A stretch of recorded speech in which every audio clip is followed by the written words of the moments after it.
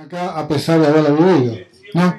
Siempre que por ahí tienen la remera del Che y no saben quién es. Bueno, pero tiene que ver con que nosotros tampoco supimos a ellos como autocrítica hacerles entender lo que era eso. Traducime porque acordate de mi cordera.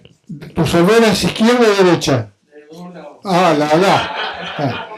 Porque de mi hijo aprendió la política, porque yo se la tiré por lo ideológico y él dijo de los dos lados, 96. Ya nos empieza a ganar de entrada. No, por favor. Perdón. El que comanda es Jalica. Claro, pero déjame que lo presente, por decirlo de alguna manera, ¿por qué estamos acá? Estamos acá porque somos periodistas, porque queremos la historia, porque creemos que hay una historia no contada o olvidada por el poder, y tenemos la justificación o la excusa de tenernos a Hernán, que ha escrito sobre Ernesto Che Guevara. Si hay en la Argentina histórica alguien valorado o no en el mundo, pero sí se sabe quién es aquellos que le gustan la historia, es Ernesto Che Guevara. Y Hernán escribió ese libro que ustedes ven ahí, que no es poca cosa. Y cuando estábamos con Juan y con Marta y con otros muchachos viendo cómo armar esto, surgió este pibe que algo tiene que ver con la historia del Che. Para aquellos que no saben, Libro en castellano. Pasámelo. se crió con el Che en Altagracia, de Cimiento. ¿Me escuchás? ¿Me escuchás? Sí. Poco. Ahora, que te criaste con el Che en Altagracia. ¿Sí qué? Que te criaste con el Che en Altagracia. Bueno, no, yo lo empecé a contar en otra. No, pero yo te estoy presentando a vos. Para que la gente... Sí, soy amigo de Ernesto Guevara. Él tenía 3 años cuando llegó en el año 1927. Yo tenía 4 años y la familia Guevara, Ernesto padre y Celia madre, habían llevado a su primer hijo que tenía asma.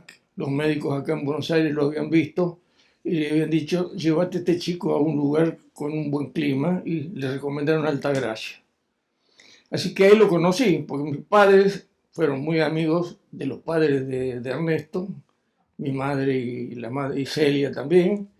Así que de ahí nació una amistad que duró para toda la vida, y ahora para mí es un recuerdo, imagínense, con el orgullo que lo digo, ¿no? Hernán lo sabe, pero Jalica, que no se sabe vender solo, nunca se quiso vender, lo acompañó cuando Ernesto era Ernesto y ni idea de que iba a ser el Che. Granados en el 52, cuando todavía era estudiante, el 52, Bioquímico. cuando todavía no era médico, lo acompañó que después hizo una película con la moto y demás, lo acompañó en un viaje por América del Sur, pero cuando ya recibido el Che quiere volver, porque ya había aprendido algo, cuando Ernesto quiere volver, lo invita a Jalica para ir con él de aventura.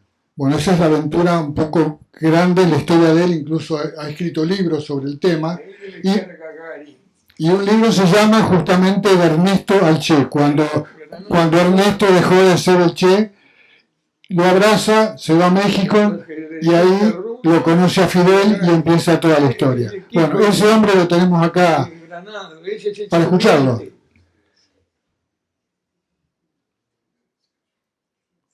Perdona que interrumpimos. Pero, ¿de qué estaban hablando? Así participamos. Perdón que me distraiga porque estaba viendo fotografías que yo no conocía, que están muy lindas, ¿no? Un equipo de rugby. Perdón. Vamos a compartir. ¿Está viendo esta foto? Y para los que no vieron el libro, esta es la tapa del libro que sale en la 3ª edición en 10 días. Esta. El libro se llama Che, periodista, deportista, pasión y aventura. En portugués, que yo le traje un libro a él por lo menos para que lo tenga de recuerdo, y le traigo el otro, el castellano, Jornalista, esportista, pasión y aventura. Y hay un arreglo con Pygmalion para antes de fin de año sacarlo en francés. Porque yo trabajé con Henri Charrier, hicimos un libro de Monzón, cuando él salió campeón. Yo hablo muy bien francés, entonces él me encomendó que yo me ocupara de toda la parte de fotografía del Santa Fe. Entonces le saqué a la madre, al padre. Dijiste Monzón. Sí. ¿Qué tuviste que ver vos, más allá de la literatura, con Monzón? Me vas a hacer llorar. Bueno, llorá, pero contale a la gente, dale. Yo nací en el año 46. Chiquilín. ¿Qué? Un chiquilín. Sí. Voy a cumplir 80 ahora pronto. Tenía 24 años y se me ocurre, porque venía al Luna Park el promotor de la pelea a firmar todo, Sabatini de Italia, y yo hablaba con Tito Lectura y le digo, estos tipos vienen para defenderse allá, no quieren venir acá. Me dice, no, dice, Monzón no tiene ninguna posibilidad, es muy rústico, muy nuevo, no está Monzón para campeonar. Entonces yo lo hablo a este señor, a Sabatini, y le digo, ¿me vende los derechos de radio y televisión? Sí, veíamos cuánto costa, y te lo digo, la semana próxima. Y a la semana me escribe y me dice, quiero por radio y televisión $35.000 del año 70, era una fortuna.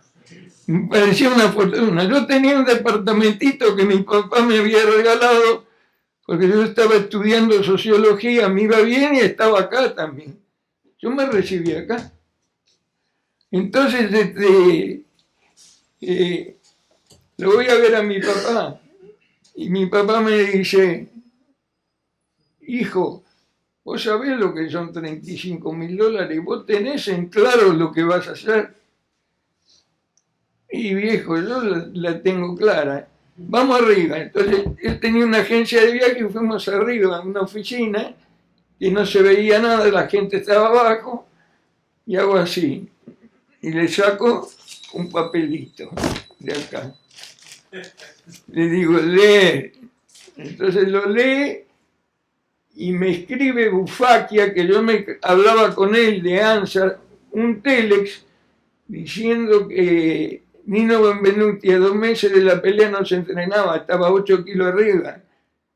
Entonces, con la pegada de Monzón, con los 8 kilos arriba del otro, era un decreto.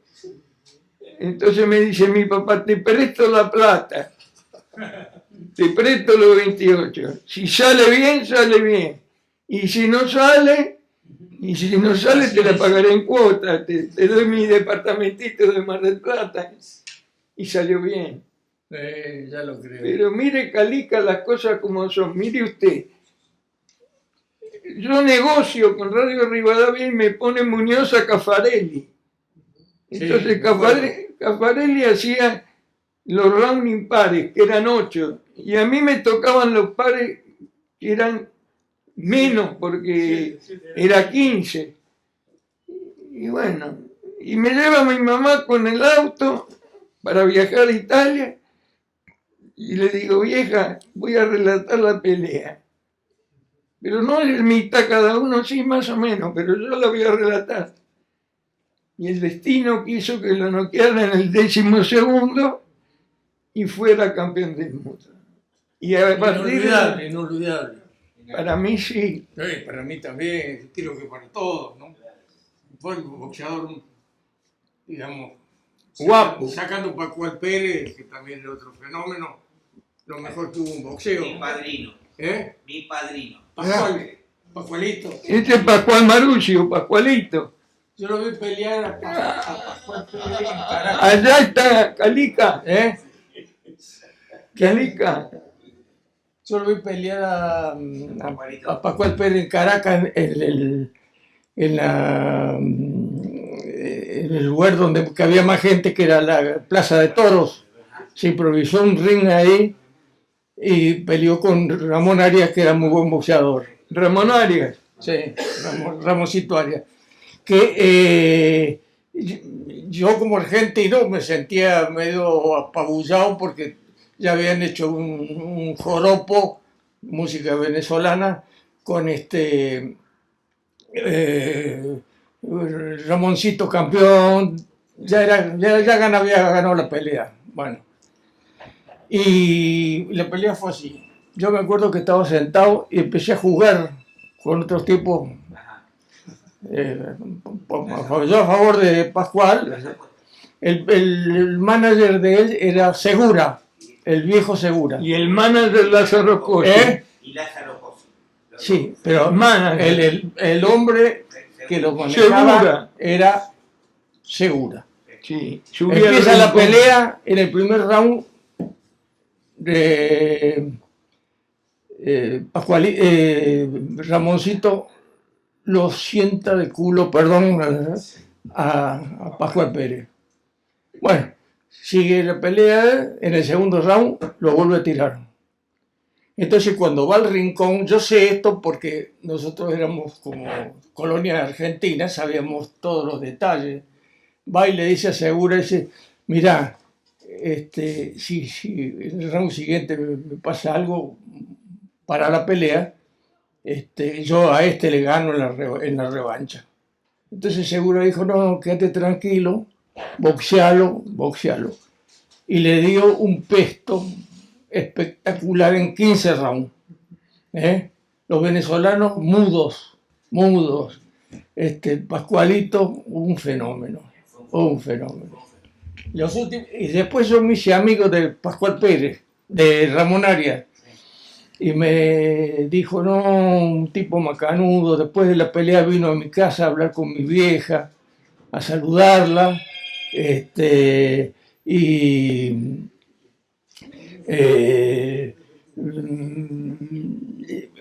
Lo partió, ¿no? Entonces le digo, ¿y esto qué pasó? Y para ser campeón del mundo hay que saber cómo pegar y dónde pegar. ¿Qué año era eso, Carlos? ¿Qué año? 50 y 56. Sí, más o menos. Claro, porque él ya se quedó a vivir en Venezuela. Después de llegar en el 53 con el Che, él se queda. Cuando el Che se va a México y sigue, él se quedó a vivir en... No, nosotros nos separamos. Bueno, eso lo voy a contar después.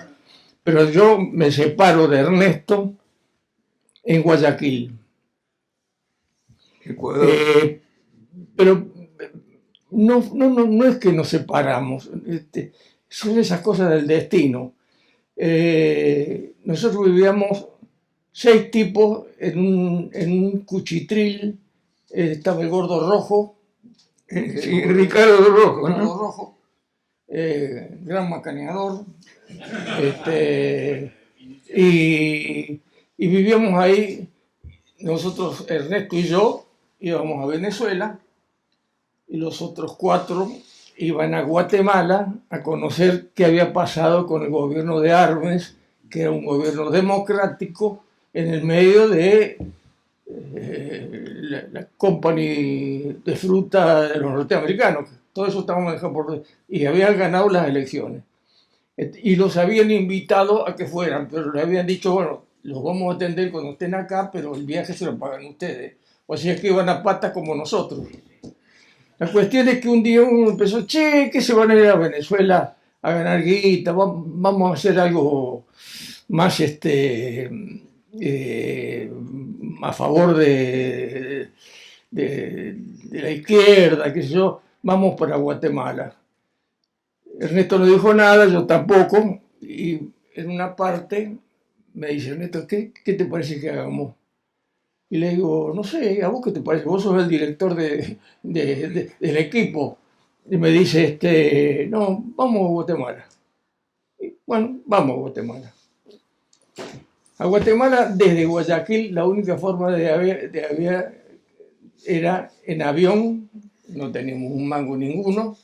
Por tierra no se podía pasar, porque todavía está el Golfo de Darién, que es imposible pasarlo. Y vía marítima. Uno de nosotros, que siempre andábamos en el pueblo a la pesca de cosas, consigue un capitán de un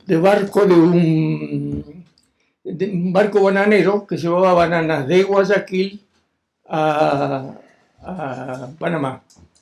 Y bueno, así que en el primer viaje no lo podía llevar a los 6, llevaba a 2. Tenían que trabajar arriba del barco, ¿no? Y se va el gordo rojo y otro de mis compañeros que estaba ahí. Y desaparecen. No llegaban noticias, 10 días, 15 días, 20 días, sin plata, porque hablar por teléfono en ese momento era imposible. Entonces a mí me habían visto jugar al fútbol unos ecuatorianos, me había dicho, venite a Quito que te vamos a conseguir para que jugué jugué el fútbol y te gané unos mangos. Para mí y para todos nosotros unos mangos era muy importante, ¿no? La cuestión que le digo a Ernesto, mira, yo me voy a ir a Quito, que está a 900 kilómetros de Guayaquil, donde estábamos nosotros. Guayaquil es abajo, el mar, y Quito arriba. Me acuerdo, ¿sabes qué? Porque vendíamos la ropa de invierno, la vendíamos en un lugar donde hacía mucho calor. ¿Por qué? Porque la alquilaban para la gente que tenía que viajar a Quito. Bueno, la cuestión es que me voy a Quito, y Ernesto me dice, bueno, espérame allá. También ahí tuve un disgusto muy grande porque nosotros recibíamos las cartas en los consulados. Voy al consulado y le pregunto al tipo que estaba en la puerta, le digo, ¿está el cónsul? Sí, dígale que está Ferrer, creo que un argentino que lo quiere conocer. Sale el tipo, el cónsul así, ¿usted Ferrer? Yo pensé, mi vieja, Celia madre, y un hermano mío que se había comprado una moto que le dije, te vas a hacer bosta con esta moto. La cuestión es que me dice, tipo, usted no sabe lo que me ha pasado. Discúlpeme las malas palabras. Le dice al tipo que estaba ve este indio bruto, ve. Yo soy filatélico. Entonces le pedí que fuera y me sacara las estampillas de todas las cartas con una vela, y este bestia quemó las cartas. Después me enteré que todo eso es mentira, ya no seguían. Pero me quedé sin noticias de la familia Guevara, sin noticias de la familia Ferrer y de 2 novias que habíamos dejado en La Paz. Y me quedé, como dijimos, en calzoncillos ahí. No sabía qué hacer. Justo me llegó un telegrama de Ernesto, me dice, espérame que sigo con vos. Al día siguiente, otro telegrama. Llegó barco bananero, me embarco en cuanto cargue. Y yo estaba dije, yo sigo viajando. Por las mías. Ya había aprendido cómo viajar porque viajaba con Ernesto. Y yo me crucé todo el norte de Ecuador, todo Colombia, Venezuela, toda Venezuela, y llegué a Caracas, donde me encontré con el Petizo Granado, que era ¿cómo te voy a decir? La base fuerte que yo tenía para empezar a conocer. ¿No? Es que está con el Che. Granada. Acá tenés otra, y adentro tenés otra muy linda. Fíjate. ¿Adentro? Sí. Así que bueno, y Ernesto, cuando llega y se embarca con Gualo García, un muchacho de La Plata, se embarcan y llegan a Panamá. Y en Panamá se encuentran. ¿Esta? Sí, esa y esta. Aquí está. El petizo ya, esa foto está tomada en La Habana. Esta, no sé si ya está más grande. Sí, ya, bueno. La cuestión es que Ernesto ahí se entera de qué es lo que había pasado. Había pasado que uno de los argentinos, que no me puedo acordar el apellido en este momento, que estaba con el gordo rojo, se levanta una chica en la calle y era la hija del presidente del Senado panameño, que odiaba a los argentinos. Entonces lo persiguieron porque no quería que... Después el final terminó casándose con ella. La cuestión es que el tipo anduvo exilado, escondido, hasta que llegan estos y deciden viajar a Guatemala. Bueno, en el camino en Guatemala, en un lago de Nicaragua, están todas las fotografías de mi viaje, salvo algunas que rescaté, que cuando yo me separé de... Es decir, en ese momento, tener la foto vos, no, conseguí que Ernesto se llevara la foto.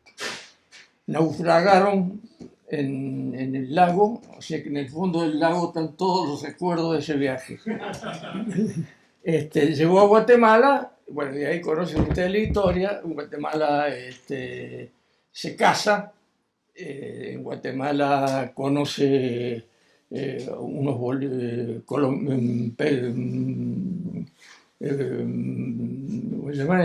cubanos. Después viaja, bueno, y cuando Castillo Arpe, cuando se produce la revolución en contra del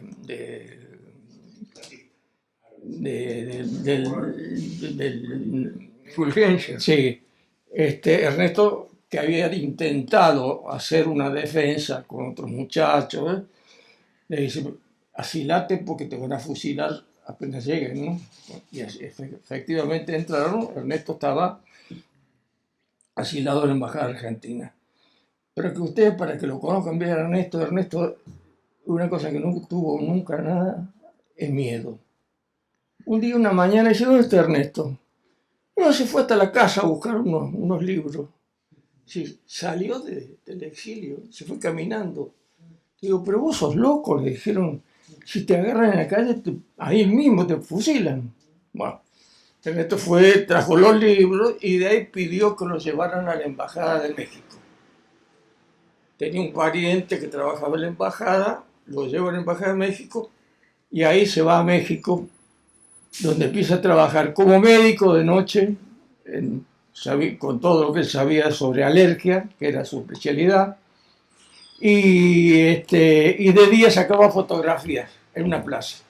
Es un rebusque argentino. Pasaba un tipo con pinta de hombre de campo, no me saque fotos, y ya se le saqué. Miren que después le hacen todo el verso. Eso era en México, Eso era Paseo de la Reforma. Claro. Estaba con el Patojo ahí que lo ayudaba. El Patojo él lo había conocido en... Revelaban. No, ya lo había conocido en Guatemala. Claro. Y ahí el Patojo, donde él sacaba la foto, un día llegó Raúl Castro, se lo presentó, hicieron amigos, conversaron. Al día siguiente fue de nuevo y le dijo: mira, mañana viene mi hermano Fidel, que venía de Estados Unidos, había ido a recolectar plata. Le dice: y me gustaría que te conocieras, vamos esta noche a la casa de una cubana amiga que vamos a comer ahí. Y así fue. Esa noche quiso el destino, se conoce con Fidel, se pusieron a charlaron un rato largo, y lo convenció Fidel a Ernesto de subirse al Granma, que si un día ustedes lo han visto, es increíble cómo llegaron a destino. Está El tamaño del barco y la cantidad de gente que iba arriba. 80 y pico en el 82 barco. personas. Sí, ¿Es mucho. verdad que murió uno y No, algo no, se pasó? cae un tipo durante el viaje, se cae un tipo al agua y después de buscar un rato dice, bueno, sigamos. Fidel dijo, no, seguimos y lo consiguieron, lo rescataron. O sea que llegaron completos los 82 tipos, 82, 83 a Bahía la playa se llama La Colorada. Bueno, y ahí empieza toda una historia que más o menos ustedes saben que podría hablar yo porque conozco el lugar y estuve con mucha gente. Yo fui muy amigo de gente que estuvo con él, del general Pombo, a Harry Villegas, Era un cuadro de Tamayo, que después estuvieron con él en Bolivia y sobrevivieron. En Bolivia sobrevivieron 6 personas. 3 bolivianos y 3 cubanos. Bueno, yo quería empezar a hablar diciendo rápidamente para que ustedes sepan un poco quién era Ernesto. Ernesto que ahora tendría 97 años, un año más que yo. Nació en Rosario, de casualidad, porque los padres, como dijo recién Guillermo, mi amigo, se casaron y tuvieron dificultades sociales porque Celia parece que estaba embarazada y eso en esa época de la Serna y Guevara Lynch era un quemo espantoso, ¿no? Entonces se van a Caraguatay, esta pareja, y ahí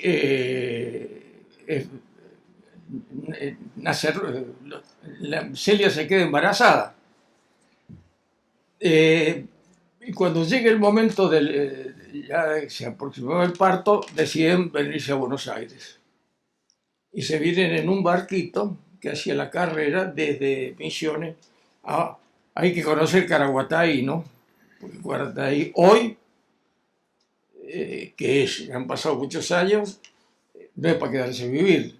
Las víboras, por empezar, un día estaba yo y el machete, no, eso por las víboras.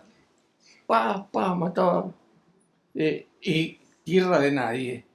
Ahí se juntaban bolivianos, paraguayos, brasileros, argentinos y de cualquier país.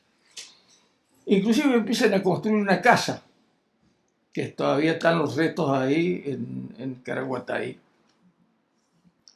Ernesto nació con asma, muy asmático. El cuento de que la madre lo bañó, no, y ahí se agarró un enfriamiento, no.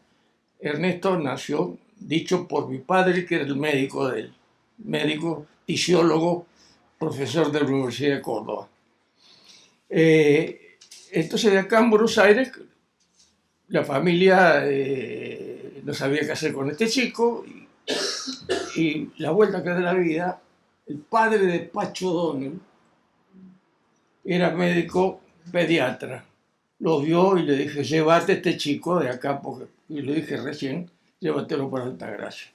Así que fue para Altagracia, donde, como decía un amigo mío, todos disimulaban, porque en ese momento la tuberculosis hacía estrago en el país. Entonces todos decían, no, acá fulano, mi tío compró una casa porque tenía un pequeño problema de pulmón. Nadie decía, hasta que un amigo dijo, no, de que se dejó joder acá, estamos todos por el bacilo de Koch. O sea, por razones de mi padre porque era médico. Guevara porque necesitaba un clima especial para su salud. Así que bueno, y Ernesto en Altagracia tiene una mejora notable. Es de un chico enfermito, pasa a ser un chico que los Guevara vivían en el fondo de la parte más alta de Altagracia, cerca del monte, o sea que Ernesto empieza a hacer caminatas, era el jefe, expediciones, en la sierra, cuando viene una crecida, en un lugar donde antes te podías bañar, no podés más, pues ustedes no pidieron, pero se hizo otra. Entonces ellos descubrieron todo eso y vivían así. Entonces ahí es cuando Ernesto empieza a a desarrollarse. Tenía un físico fantástico. Hay una foto con Fidel cuando está saliendo de la cárcel, que está poniéndose, es un flaco fibroso, pero con asma. Un asma cruel que lo siguió toda la vida. Porque hay que ver las cosas que pasó Ernesto, tanto en África como en Bolivia. En Bolivia los norteamericanos, estos muchachos invasores, en un pueblo que se llama Samaipata, que está cerca de la higuera, habían sacado toda la adrenalina que había en todas las farmacias y los enfermos. Tan es así que los compañeros de él entraron, tomaron Samaipata, cosas que, digamos, como era un error, porque ellos no tenían aviación, venía la aviación y nos deshacían. Fueron a la farmacia, a la otra farmacia, le dijeron, vinieron acá, el nombre de los gente asmática del pueblo, vinieron acá y nos sacaron todo, así que el asma, hay que, si uno, digamos, como yo, y supongo que muchos de ustedes admira al Che, hay que tener en cuenta que arrastró una cosa espantosa que era el asma. Cuando estaba bien, un fenómeno, pero estaba con asma. Yo creí un día que se me había muerto. Un ataque de asma en Bolivia. Y entonces le dije, ¿qué hago? Pues la cosa fue así. Cuando nos fuimos a despedir, al retiro, nosotros salimos en un tren de segunda de acá. Celia, madre, me llamó aparte y me dijo, cuídamelo mucho, Ernestito. Mi madre también le había hecho lo mismo aparte. Ernesto, cuídamelo, este inconsciente era yo.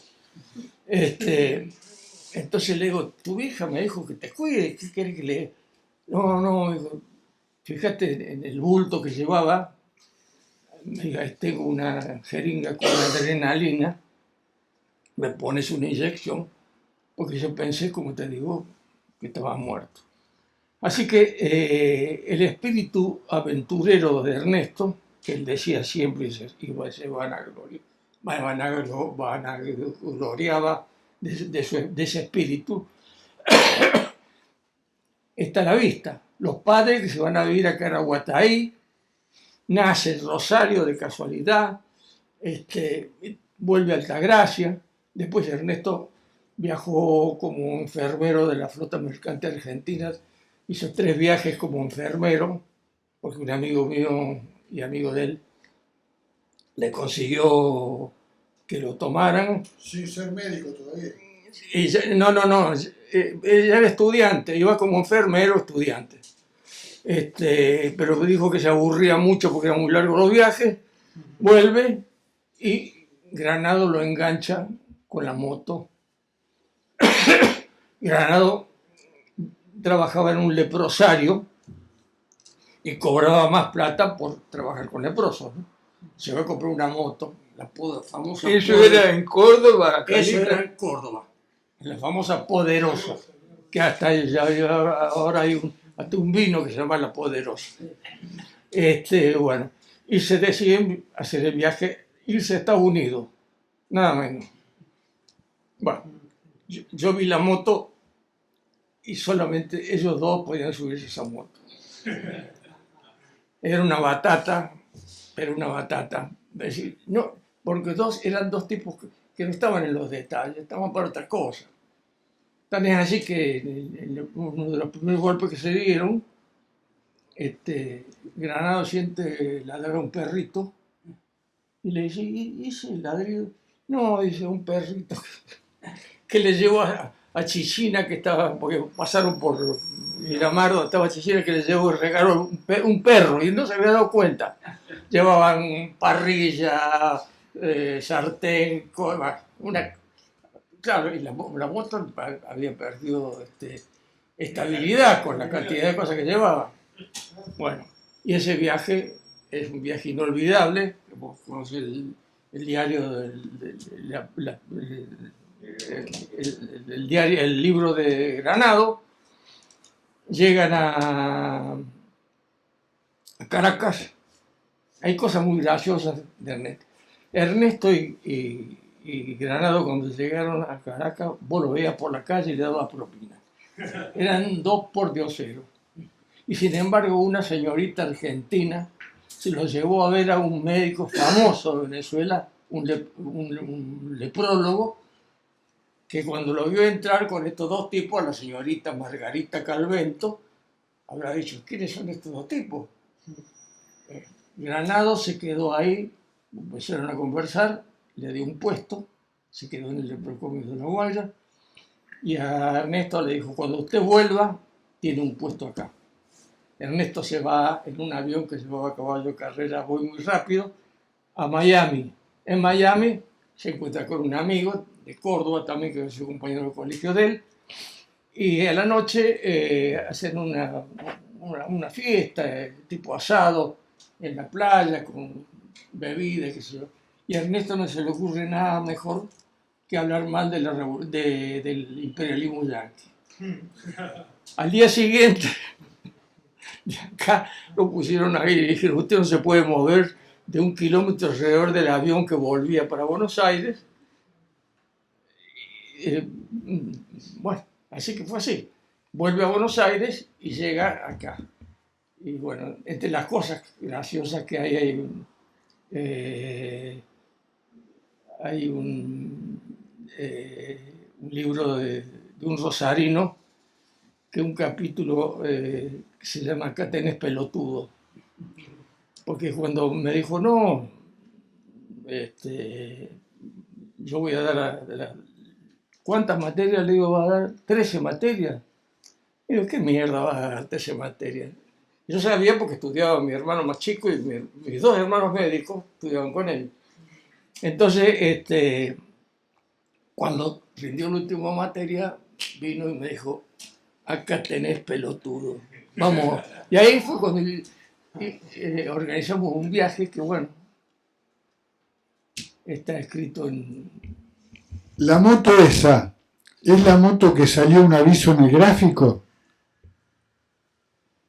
Parece que no, Hay una moto que hay un aviso en el gráfico. El gráfico dice el señor Ernesto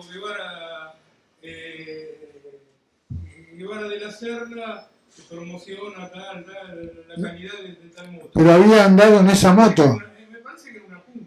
Yo te No lo cuento sé. toda la historia. La moto quedó O en sea, Chile. amigo de los Granados. Quedó en Chile. La moto quedó en Chile porque no dio más. Temuco, cerca de Temuco, ¿no? No sé si, por ahí sí, pero en Chile quedó en Santiago. Abandonaron en la moto. Santiago, ¿cómo se llama la capital? Santiago. Ahí quedó la moto. No la pudieron La moto que hacer. no sirvió más. A los años fue uno de los hermanos de Granado a buscarla, creo que rescató algunas piezas, pero la moto la habían vendido. Acá en Argentina hay un muchacho que es mecánico de motos, que fabrica motos, y por ejemplo le llega un brasilero, me mandó $20.000 para que le haga una moto exacta, y tiene una moto exacta, a la Poderosa. era marca, La ponderosa, esa es la Norton. Norton 500. Norton 500, exactamente, te acordaste bien. Que inclusive en ciertas ocasiones que hemos presentado libros, y si algún día quieren hacerlo, lo podemos convocar y él lleva la moto con todas las bolsas que tiene para mostrar cómo fue el viaje, ¿no? Un viaje que va. Perdón. Ahí, Sí, cuéntame. Atrás de Puerto Blés, Bariloche, Bariloche. en la Laguna Fría, hay un lugar conmemorativo con una moto. Sí. ¿Qué es esa moto? Hay un museo. Un museo así. Es ¿cómo se llama el pueblo? El lugar de pasaron por No es en Bariloche, sino... Laguna Fría. Laguna Fría. Lagunas. No, tampoco. Atrás de Puerto Blés. ¿Cómo se llama? Bueno, tengo que acordar. Me salí Hay un galpón donde Granado y él pasaron varias noches, porque el tipo, el que cuidaba eso, que era de Parques Nacionales, le dijo: muchachos, vengan acá, que ya estaban secos, ¿no? Dormían arriba del pasto, de la alfalfa, de los caballos, y tomaban mate y algún asadito se hacían, ahí estuvieron varios días. San Martín de los Andes, San Martín de los Andes, ahí estuvo. Eso fue por la intendenta, supo del cuento y declaró monumento histórico dependiendo de la intendencia, ¿no? Así que bueno, la cosa aventurera del Che está ahí. Después, ¿El deporte cómo es? bueno, yo diría, Ernesto vivió 39 años. Lo mataron cuando lo asesinaron, tenía 39 años. No podemos decir que practicó un deporte, porque si empezamos a restar lo que estuvo en Cuba, lo que estuvo en los viajes, ¿no? Pero era un tipo apto para todo deporte. Empiezo contando que, por ejemplo, un día le ganaron un partido de ping-pong. Entonces, a un tipo más grande que él le dice: yo dentro de unos días te voy a ganar a vos. ¿Qué me vas a ganar? Fue a su casa, improvisó una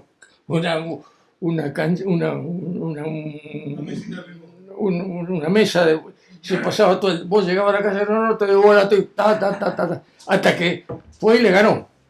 Bueno, después, natación, era muy buen nadador, corríamos carreras, el padre nos entrenaba con un equipo de nadadores cordobeses que fueron famosos, los Espejo Pérez, que nos enseñaron a mejorar el estilo. De fútbol jugaba muchísimo, de arquero, porque por el asma Me acuerdo que en Bolivia, cuando recién llegamos a Bolivia, me dice: mira, vamos a un partido, que yo voy de arquero, vos no corras mucho que te vas a desmayar. Como yo, ¿qué? Yo no me desmayo en un lado, agrandado. La primera corrida que hice, tácate, suelo. La altura, ¿no? ¿Viste, pelotudo, que te dije? Bueno. Después jugaba bien al ajedrez, tenía un grupo que jugaban al ajedrez. Y después, en Buenos Aires, es decir, empezó en Córdoba con Granado, y después vino a Buenos Aires, integró un club que se llamaba Atalaya. De rugby. De rugby, pero dije mal, rugby. Y ahí Ernesto le hace la competencia a los periodistas, porque fue periodista de la revista Tacle, que lleva a tener 17 ediciones, y donde él escribía con el seudónimo Chank Cho, porque le decíamos Chancho. Ahí está. Ahí está la tapa de la revista. Chang Cho. Así que bueno. Se quería parecer en chino, ¿no? Que fuera chino, por eso lo puso. Que lo puso Chancho después, claro, para que creyeran que era chino. Chancho, bueno. De manera que, bueno, yo creo que la estadía de Ernesto en Altagracia fue importantísima. El padre decía siempre que los primeros entrenamientos como combatiente de Ernesto fue los años que pasó en Altagracia, que practicó caminatas, expediciones a las sierras. ¿Hasta qué año estuvo en Altagracia? Y cuando empezó a estudiar medicina, ya los Guevara se vinieron de Altagracia a vivir a Buenos Aires. Arauz, en la calle Arauz. En la calle Arauz. Sí. Pero cada vez que en las vacaciones, él y Carlito Figueroa, que fue otro gran amigo de él, hacían dedo y se iban a Altagracia a dedo, porque en Altagracia tenían donde los iban a dejar dormir, les iban a dar de comer, entonces pasaban las vacaciones. Así que Altagracia para él fue una cosa... ¿Alguna novia también? Sí, bueno, muchas, ¿no? Me acuerdo que cuando en el tren, una mañana con un frío bárbaro, en julio, llegamos a Altagracia, llegamos a la estación de Córdoba y había dos amigos que ya murieron los dos, nos habían comprado un pollo al horno y 2 litros de vino. Fue el regalo que tuvimos desde Rosario, desde Córdoba hasta La Quiaca, ¿no? Bueno, así que bueno, yo les diría que si tienen preguntas, las puedo... Yo la dejaría para después porque lo tenemos al autor del libro del Che. Aprovechen porque no hay muchos calicas, hay uno solo. Aprovechen, disfrútenlo, pregunten. ¿De qué jugaba Calica? Yo, de número 8. Ah, de 8 a 8 y 10 jugabas vos.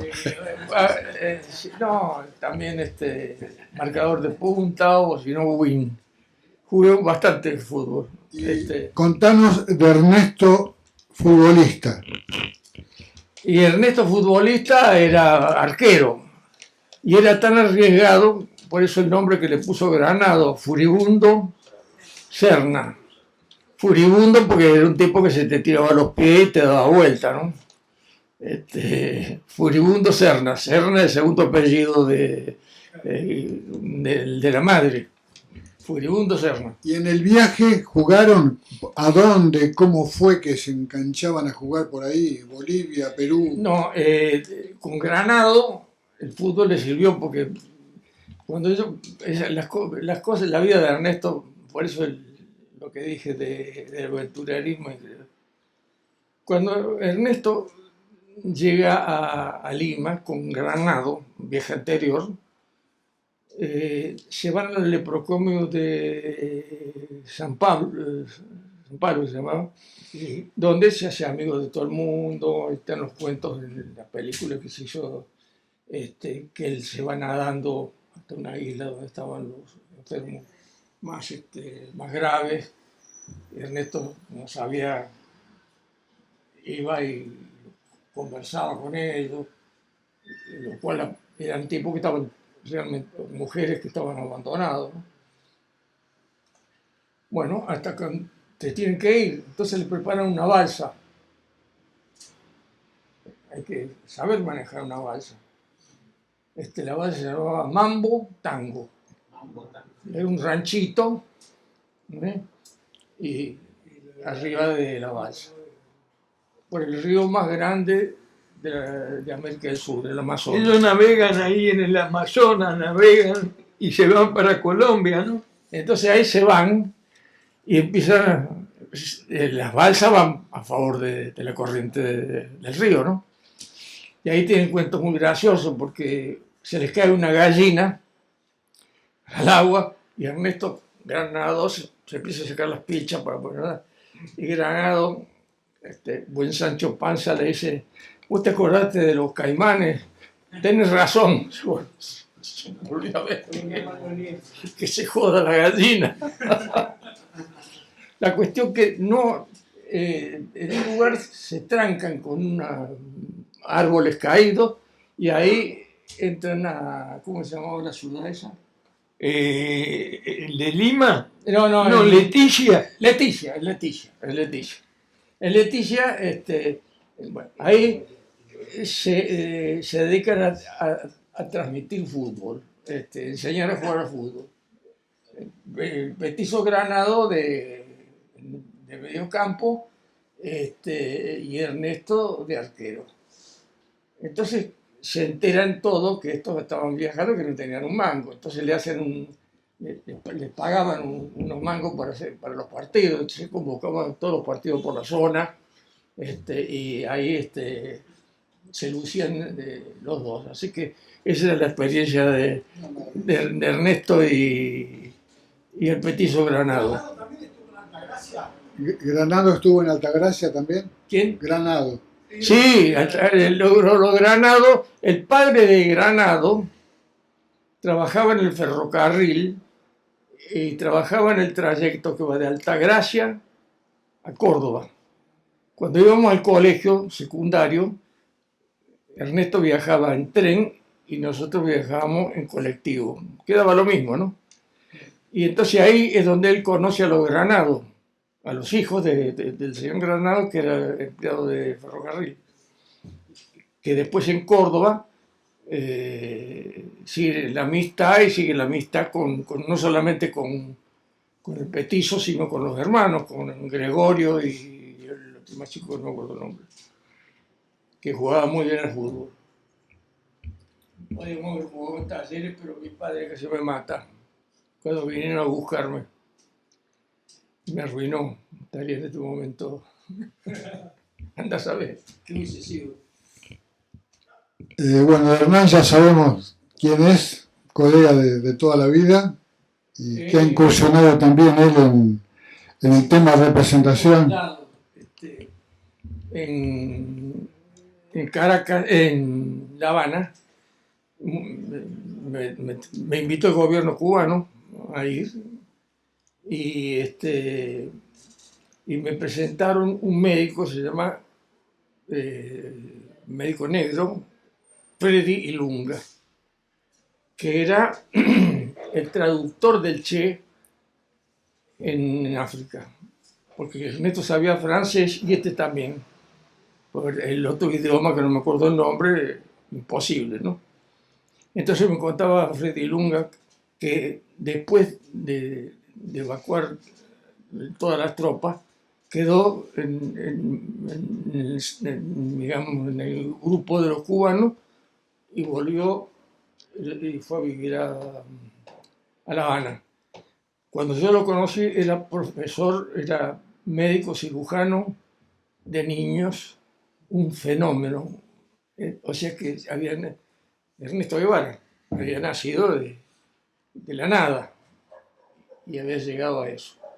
Así que bueno, Freddy Lunga me contaba a mí, no, yo al principio le tenía en su idioma, ¿no? Medio entre los dos, ¿no?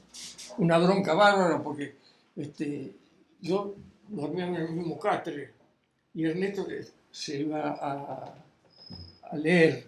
Y digo, ¿cómo leía ahí? Y los aviones, no, es tan grande la espesura que no se ven. Ernesto con una vela leía. Y después venía y claro, corría, me jodía, dormíamos mal los dos, qué sé yo, con mosquitos. Bueno. Así que Freddy Lunga fue un testigo de lo que fue Ernesto. Y después ya medio para terminar mi cuento, yo fui muy amigo de dos de los que fueron sobrevivientes en Bolivia, Tamayo y el general Pombo, Harry Villegas. Las cosas que me contaron, que pasaron ahí, las dificultades que tuvo Ernesto con el asma, y se salvaron 6,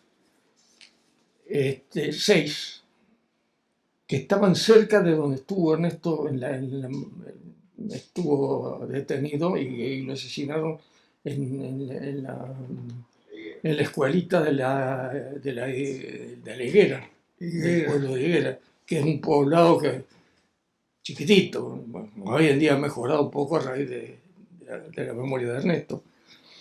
Entonces, él estaba prisionero, ya lo habían tomado el día 8, lo tomaron prisionero. Y estos quedaron aparte y se salvaron 6 tipos. Ernesto el día 9, a la mañana, lo fusila el sargento Terán, que lo tienen que emborrachar porque la primera vez no se animó. le dieron bastante pisco, entró con una carabina y le pegó un tiro en el pecho. Porque quisieron hacer ver como que Ernesto había muerto en combate. Yo estuve y tengo grabada la versión de la... Fue un fusilamiento. ¿no? de la mujer que lavó, de la enfermera que lavó el cadáver. Tenía un solo balazo abajo el pecho. Bueno, y esos también, esos 6 personas que sobrevivieron, es otra historia para contar cómo llegaron esquivando el ejército boliviano, cómo llegaron a La Paz y cómo de La Paz se fueron al límite con Chile, donde estaba Allende, y Allende los sacó por avión, dieron toda la vuelta al mundo. Y ahí hay un libro muy bueno de un tipo un boliviano que le dijeron, ¿vos te animás a acompañarlo a esta gente? Pan comido. El libro se llama Pan comido. Hay que ver las cosas que pasaron. Y el cuento gracioso es que cuando llegan a La Habana, se baja y él se baja primero porque es más petizo, y camina por un cordón de alfombra colorada, y en el fondo estaba Fidel que le dio un abrazo, el tipo se quería morir. Y después se quedó a vivir allá un tiempo y después se volvió y yo tengo el libro de Pan comido. ¿Usted qué opinión tiene de la idea que hay de que... Yo lo he aburrido. No, le decía ¿qué idea tiene usted que estuvo tan en la intimidad y que lo dejaron solo al final? ¿Qué idea hay de que lo dejaron solo? ¿Qué dice eso? El amigo dice que ¿qué pensás vos de que si lo dejaron No. solo? ¿No? Porque era inviable con tan poquito. No. La cosa en Bolivia es todo un proceso. Cometieron muchos errores, pero siempre estuvo acompañado por toda la gente que hasta último momento... No, pero se refiere más al PC boliviano. El PC estaba en ese momento dividido entre el sector que estaba a favor de los chinos y el sector que estaba a favor de Rusia. Y ahí el que lo traiciona a él fue ¿cómo se llama? El secretario general de...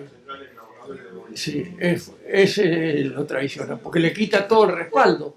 Ernesto, cuando se queda sin respaldo en la ciudad le quedó una sola persona. La Unión Soviética. El Che había tenido una discusión en la Unión Soviética cuando criticó al estalinismo y le pidió Khrushchev a Fidel que no lo lleve más a la Unión Soviética. Porque el Che No, era un disidente. era disidente con la Unión Soviética, pero era Sí. era marxista. Era disidente a todo. Pues Ernesto era analista, y si tenía que criticar, criticaba, inclusive dentro de la Revolución Cubana también. Hay un libro que cuando leyó El Capital, que está en Cuba, en el museo, el libro cuando leía El Capital, Che, está todo escrito, las páginas están escritas porque el tipo iba escribiendo, iba haciendo acotaciones, iba subrayando El Capital de Marx. Sí. Había que leer. Nada, ni nada menos. Había que leer. Y hacía un análisis político-social muy fuerte. Sí. No, era un analítico. Era autocrítico. Tenía...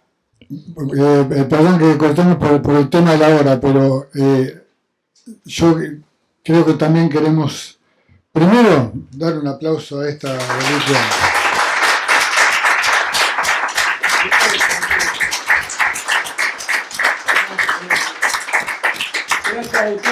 Perdón, hay aplauso y aplauso. Y fíjate vos No, lo que... Calica, usted nos ha llenado el corazón. Sí. Tenemos el corazón contento porque usted nos da una versión de Ernesto, saber todo lo que pasó. Que una cosa es estar con Ernesto y otra cosa es investigar y haber tenido con Ernesto 3 minutos. cuando él bajaba de su avión de Cubana y nosotros con mi papá viajábamos.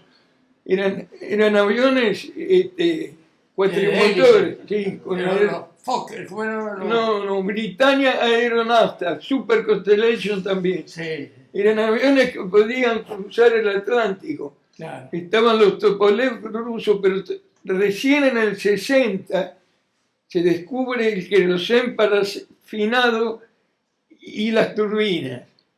Pero en esa época, sí, en esa época cuando él va con la mamá que bajan en Carrasco, tuvo mucha dificultad para llegar a Carrasco, no le dejaban reaprovisionar el avión. Sí, le hicieron de todo. Él Bueno, tuvo que llamarlo a Yaño Cuadro, que estaba en Río de Janeiro, llegando a Río, a la Goa de Freitas, que está el viejo aeropuerto, y le dijo, no me dejan bajar. Le dijo, yo voy a dar la orden de que te dejen bajar para que mañana puedas seguir y te puedas ir a Montevideo, y de ahí se iban en auto pues, del Este. sí. Hernán, Hable usted y cuente, que es más importante que lo que le pueda decir yo. Un pequeño detalle. Ernesto tenía otro gran amigo que era Carlito Figueroa, que ya murió y era amigo mío, que era un tipo especial, ¿no? Estando en Punta del Este, él se fue era muy amigo de la familia Guevara, con toda la familia, y Ernesto le dice, bueno, esta noche vengan al hotel donde estamos, que yo estoy con toda mi custodia, ahí podemos charlar tranquilos, ¿no? Entonces Carlito, que seguramente se había tomado un trago, empieza a hablar a Ernesto y le dice, mira, Chancho, no me hables en cubano, hablame en castellano como nos haríamos de joda. Es verdad, ¿Eh? es verdad. Bueno, la cuestión es que cuando se van, Carlito ve la gorra del Che arriba de un mueble, ¿no? Va Carlito y agarra la gorra y dice, me la llevo. Y Ernesto dijo, y bueno, llévatela. Esa gorra la vamos a publicar ahora. Estamos haciendo un trabajo con fotografía, porque los hijos de Carlito Figueroa, después de muchos años, mostraron la foto, la gorra. Así que es una tras otra. bueno, Una perdón, anécdota. una anécdota tras otra. Escuchémoslo. ¿Cómo corno se te ocurrió hacer un libro del Che deportista, Hernán? No, esta pregunta es para él. ¿Cómo se te ocurrió hacer un libro de Che deportista? Primero, porque yo de muy chico escuchaba Radio El Mundo en la isla, en el Tigre. Mi mamá nació en el Tigre, una radio a pilas grandes. Sí. Y lo escuché a Massetti, Ajá. que hablaba, y toda la historia del Che, y me emocionó. Era chico yo, tendría 14 años, 13 años. Y la abuela me ponía, déjame escuchar a López García, y después ponerte el noticiero. Abuela, era la misma radio, El Mundo. No, para todo. Así que yo destaco siempre cuando converso, cuando estamos con amigos, la voluntad del Che, todo lo que hizo y todo lo que él soñaba hacer. No le fue fácil. Sí, pero no han podido borrarlo. No, No han podido. Y había gente especializada en borrarlo. sí, lo querían borrar. Uno de ellos, el hijo de que fue premio Nobel, ¿cómo se llama? De peruano, De Vargas. de Vargas Llosa, el hijo de Vargas Llosa, estaba contratado por la CIA para dedicarse a denostar al Che. Y la cosa es que en los lugares más recónditos del mundo, donde hay un pedido de justicia social, está la foto del Che. Una vez una mujer me dijo, bueno, pero no saben quién es, no importa, está la foto del Che. Vos sabés que es el Che. De Maiceri norteamericano. Y va a seguir para siempre. ¿Eh? Claro. Sí, dale, ¿Por qué dale. el apodo de Che? ¿Eh? ¿Por qué el apodo de Che? ¿Por qué le apodaron el Che? Sí, por Argentina. Porque a los argentinos que estamos afuera les llama la atención que usamos mucho el che.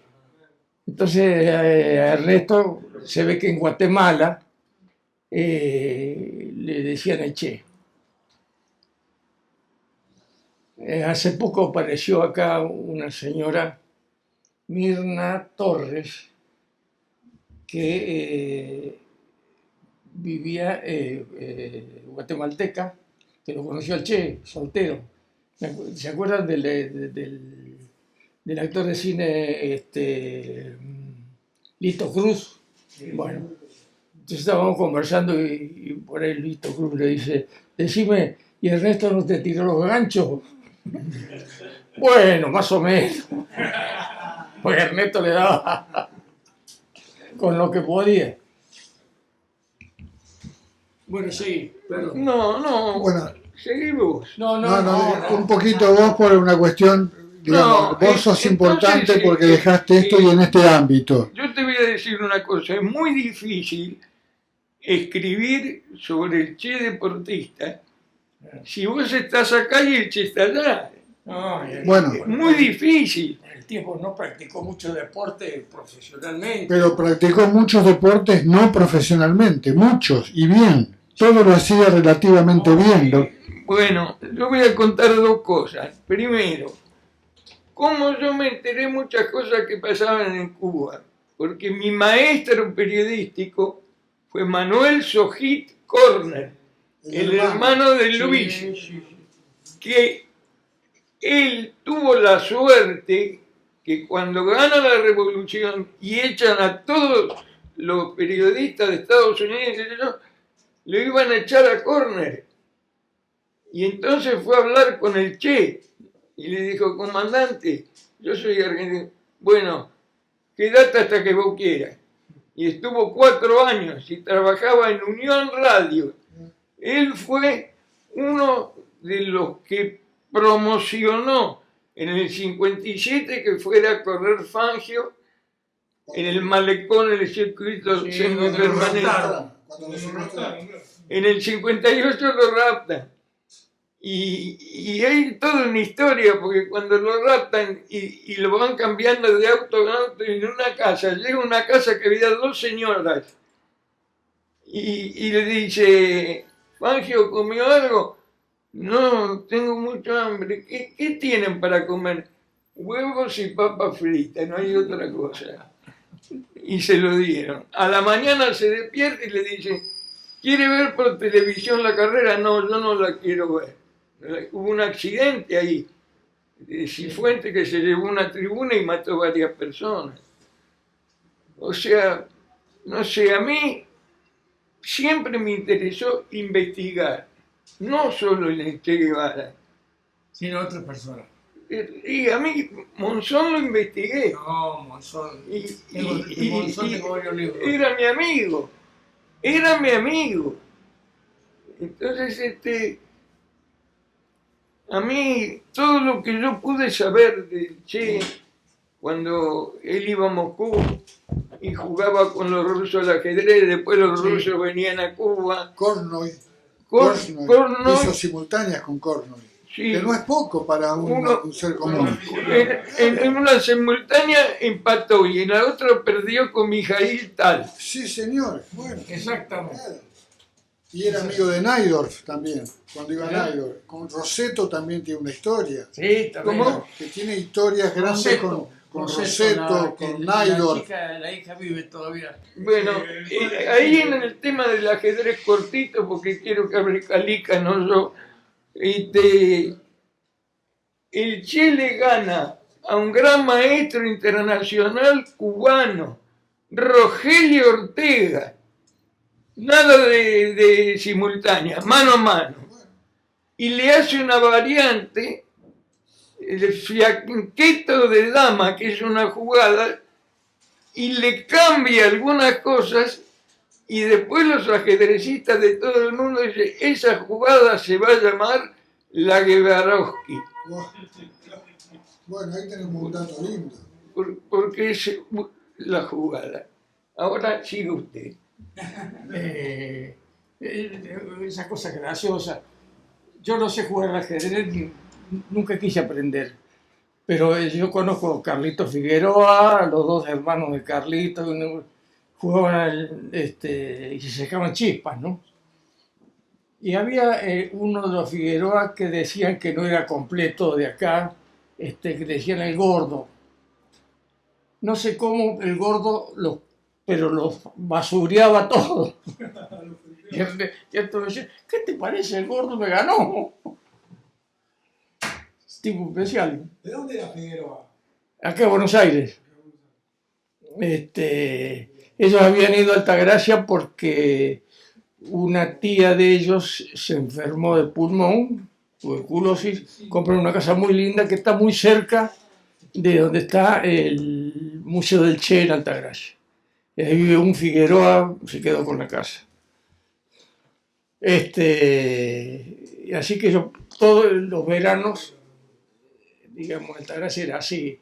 Terminaban las clases en Buenos Aires y todo el mundo Altagracia. O sea que era desde diciembre, enero, febrero, parte de marzo.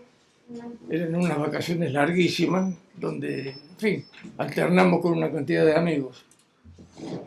Bueno, escúchame, Juan. Contá un poco, pero pará, Juan, contá un poquito qué te pareció esta charla. Creo que fue distinta a todas. Y un aplauso grande para los dos, muchachos.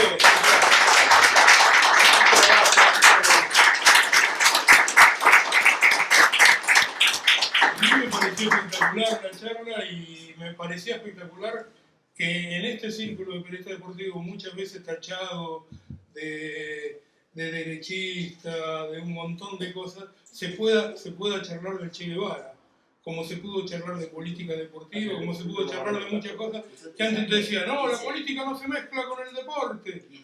No, y la política se ha mezclado con todo. Todo tiene algo de política. Partidismo, pero la política sí. El partidismo.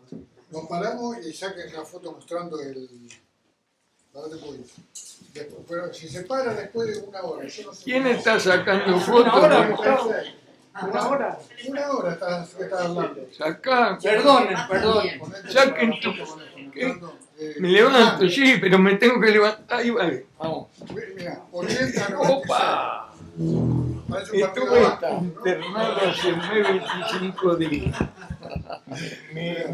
Me llamaron a las 3 de la mañana y mi mamá tiene 100 años. Bueno, mira. Mamá tiene 101 cumpleaños. 101. saludo mío. Sí, 96. señora Tita. Mirá para acá, hacia los tres para acá. Sonríe. Bajala un poquito. Bajala un poquito. Un poquito, ahí.